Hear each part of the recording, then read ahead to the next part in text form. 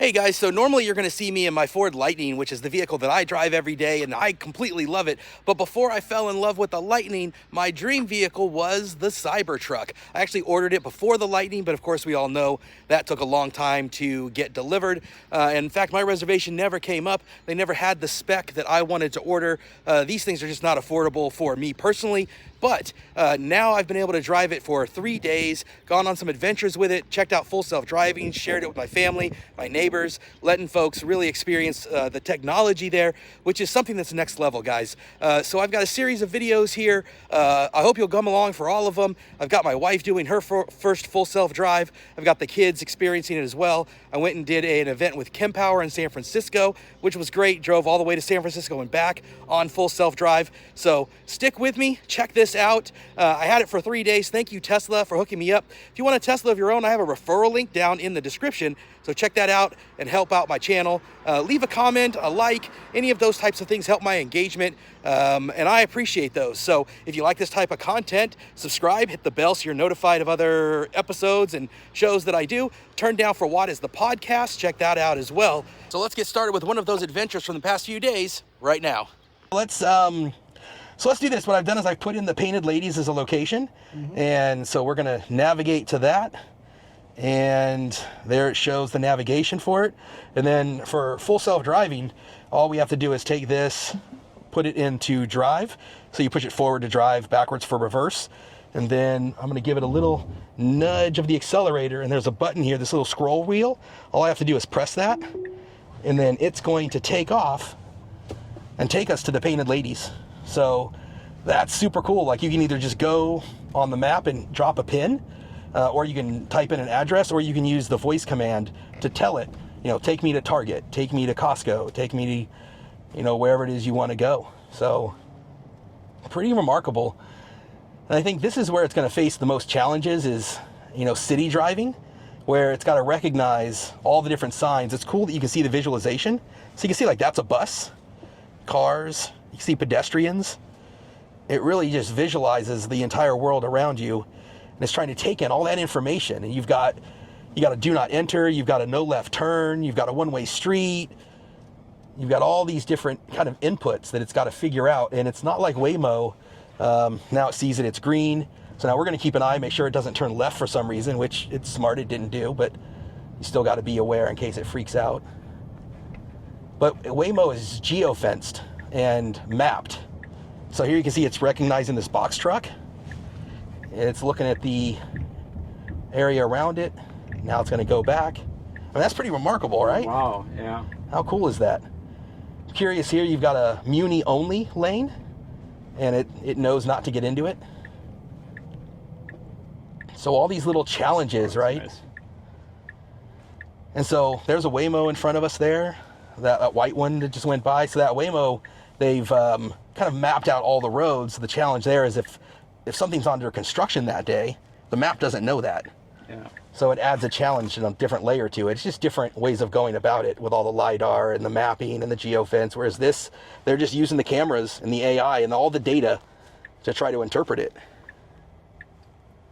This has a lot more long-term, incredible potential. I think they take a lot of this logic and they can put it into, like, the Optimus robot, for example, right? How the Optimus robot sees the world around it. A lot of that is, I'm sure, learned and derived from how all these Teslas see the world around it.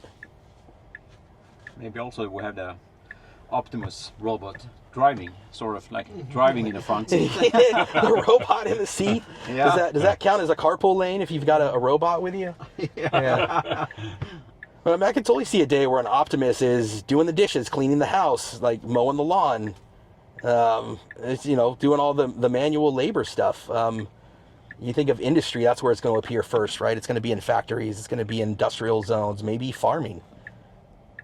And then the question for society becomes, when AI and automation and autonomy kind of takes control and takes root and really becomes powerful and affordable and scaled, what do people do for careers? How do they make money? I mean, Yeah. some people are going to have to code this stuff, some people are going to have to repair this stuff, but still, when you talk about a lot of the service industry or a lot of the trade work, a lot of manufacturing at the entry level, there's going to be a lot of repetitive mundane things that robotics and automation are gonna really kind of make manual labor or people labor obsolete.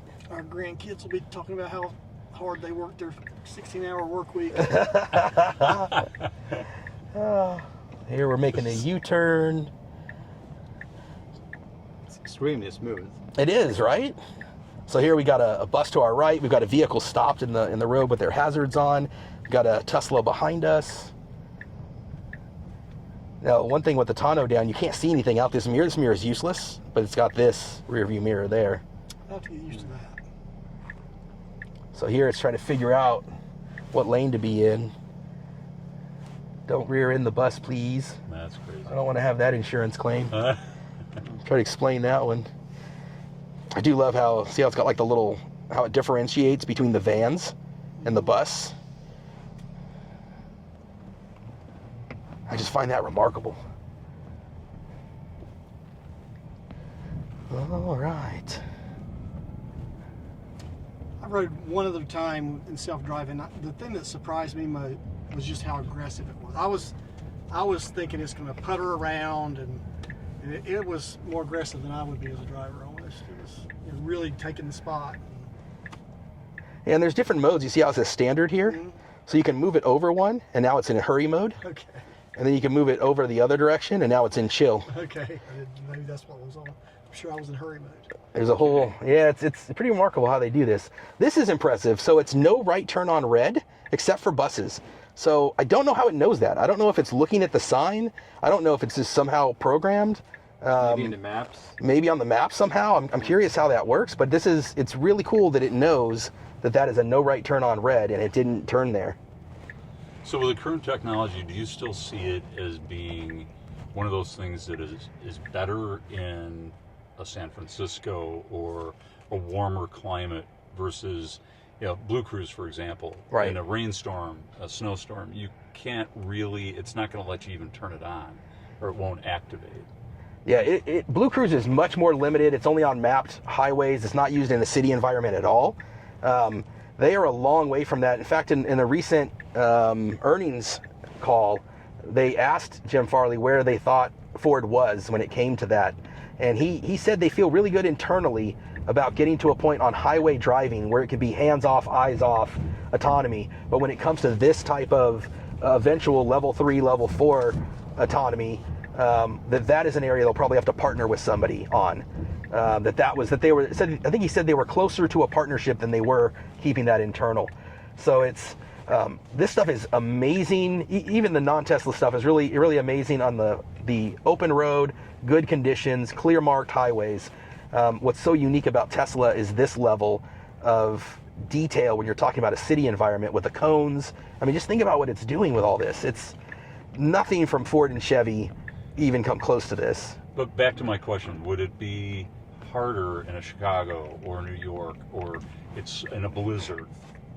I don't think so, except in extreme conditions, because the cameras can see all of that stuff. But if it was just an absolute deluge, then maybe, but the hardware, this hardware 4 that they call it, and the FSD 13 is really advanced, and they do use it in Chicago. Every winter they do have it, but it's certainly more challenging, I think, in that environment, because how you got to be able to see the lane markers. So how are they plowing? How are they maintaining it? What kind of conditions are there? And it would come up and tell you if it just can't see the world around it. Sometimes even the sun, if the sun is incredibly bright and just at the right angle, there's times where the sun will interfere with it.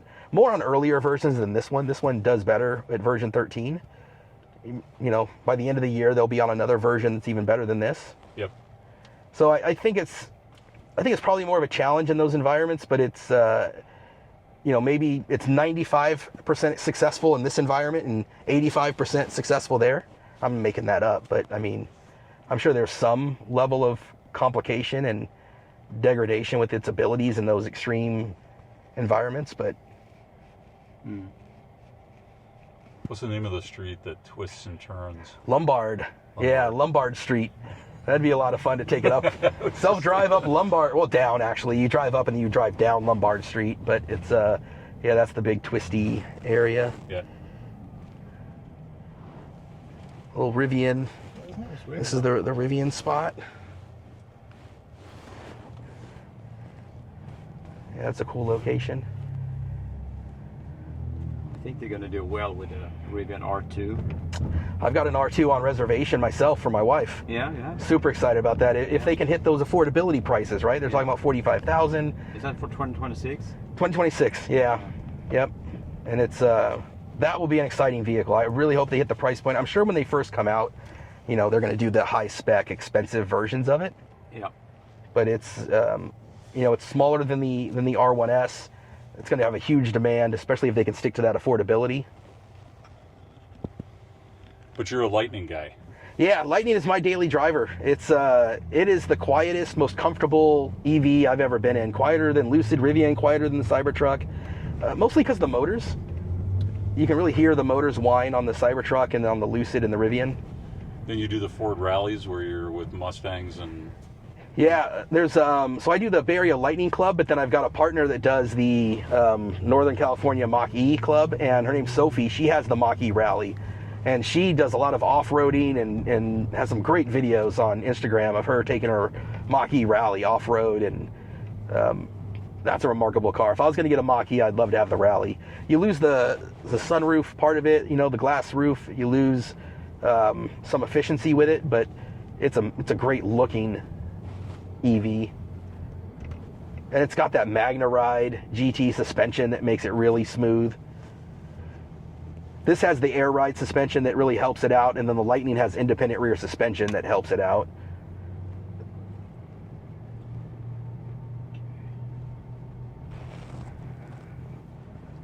We have one Lightning in the office. Yeah, I remember seeing it when I was there at the Grand Opening. Yeah. You had one right there next to the stage. I haven't driven it. Have you drove it, Eric? I've ridden in it. Yeah, okay. What do you think about the ride? Well, it's probably not a fair question because it was clients were there and they were seeing how fast they could go. But from what I could tell, it was super quiet. That's what I love about our Mach-E is just it's so quiet and the ride's so nice. Well, this is cool. You guys get to see a little bit of San Francisco and First time I'm here. get to experience the hills and and I've only been at the airport. Well, they tell me that's nice too. This is nice. There you can see a Waymo in front of us. Waymo's in front of us. Yeah. Wasn't there an announcement that now the Cybercab got the permission, at least in Austin? Yeah. And in California, the California Energy Commission gave them the same permit that Waymo has to give them the option to do robo-taxi service in California. So I don't know the time frame for that. I've heard by the end of the year. You know, we'll see how well Tesla executes on that. Something happened today because their stock went up 10% after It did. weeks of tanking. So Yeah. I don't know what happened. I don't know if it's something else like that or what. All right, so I'm going to go ahead and disengage because it's going to try to park here. But here's your painted ladies. You know, your famous houses that... Yeah. Who? They're called the what they Painted call Ladies. They're these like Victorian, kind of beautiful. You ever remember the show Full House? Yeah. Back in the day, you know, this is kind of the area that these things were showing. And then what I'll do is I'll just find an area to pull over so I can see the area out there. Try to find an area to pull over, and this thing's gonna drive safer than me with all the different things going on around me. But I'm gonna try to turn that off. Over. I should have pulled over there. We're headed back. We will be there in... Well, we'll be there in... I don't know, Chris, when will we be here? Let's see. Does it give me a time on this thing? Probably there? 5-ish, 10 minutes. Okay, we'll see you then. Okay, bye. Oh, now it's telling me to pay attention to the road. 12:14. It's 12:07, so 7 minutes. Yeah. So there you can see in the first example where I touched a pin and it went to that pin location of the Painted Ladies. This time I verbally told it an address. Press that same scroll wheel button, and now it's on its way to take us back. It's wild. Yeah, absolutely.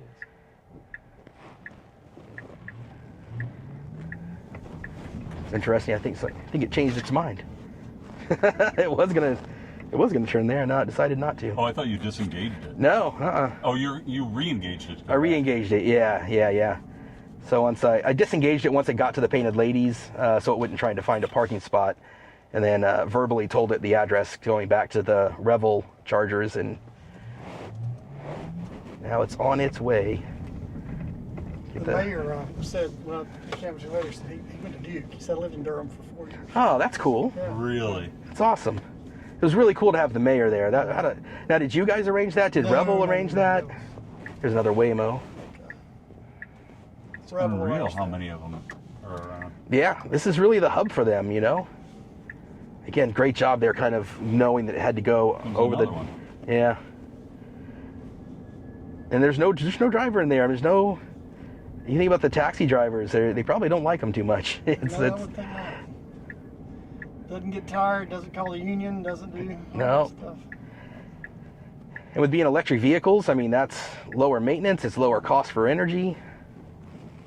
Although California energy is its own special kind of... You guys have a little different world than It is. The fuel prices are more too. So Yep. I guess that levels it out somewhat. Got Tesla behind us as well. Just lots of electric vehicles everywhere here, which is just part of the culture. But I think that's where just trying to get people butts in seats, right? Like, just think about what you guys are experiencing in this. And that's I think the key is focus on people that can charge at home. Focus on getting people to experience this stuff as a technology, not as a political statement, not as a, you know, I'm not trying to save the planet. I just think it's cool tech, and I like that it's lower cost, and I like that it's convenient as heck when it's charging at home. Yeah.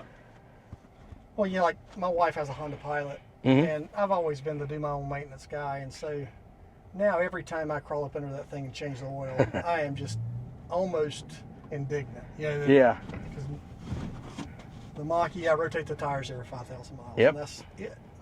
Yeah. Nothing else. Changed the cavity air filter one time. Yes. So I thought maybe I ought to do something to this car. Yeah. Now, what does your wife think about going electric? Because you've got a Mach-E, she's in the Pilot. What are her thoughts? Well, she loves the Mach-E. Yeah. So I think for us, it's just we need that next generation of car with, you know, our other car. I'd like to have a 400-mile range so we can you know, drive the mountains in North Carolina or something. And obviously, we got to build up the charging network too. We got More Kempower, more places. That's exactly Let's right. go, You get fellas. outside of like the Right.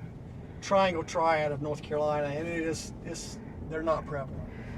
So if you want to go to the coast or the mountains, or so there's a Tesla supercharger station in Boone, North Carolina, where my son's in college. So that's nice. We've got that one.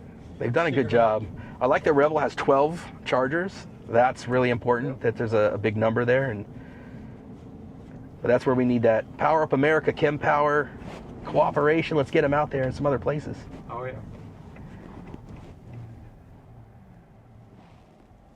Yeah, the Lucid Gravity will give you that 400 miles, but you're paying 100 and something thousand for it. And that price will start to come down, but you know, we need 400 miles out of a $30,000 car that you know everybody can afford. That's kind of almost the number when you think about what you're going to.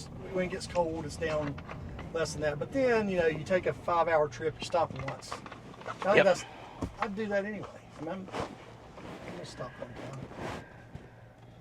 I won't use any names here, but gentlemen in the front right seat, which kind of EV are you leaning toward? Because you're in the market for one now. EV9. Kia. EV9. Yeah. Can't go wrong with that one, man. It is a great EV. I think there's maybe 4 of them at work. Yeah. Renato's got one. Cheryl's got one. Marcus. Aaron's got one, right? No, Marcus has one, but Oh. I think there might be one more. I can't. Maybe there's 3. Yeah, Kia does a good job with their lineup, man. The Hyundai Kia group really has quite a good selection of different options, from SUV to, crossover, all kinds of different solutions depending on what your needs are. And they charge really well as long as you can get a charger that can do it. Like you guys can do it, but like the Tesla network, they struggle because the ones that they have out there now just are too low a voltage. Yep. You can't take advantage of that EGMP platform.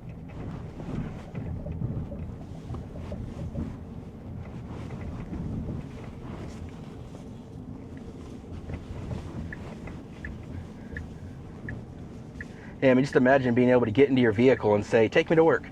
It's just, off you go. I mean, I thought about that too. I mean, it's just, it would be such a mental break. Like, I've got an hour and 10-minute commute. Yeah.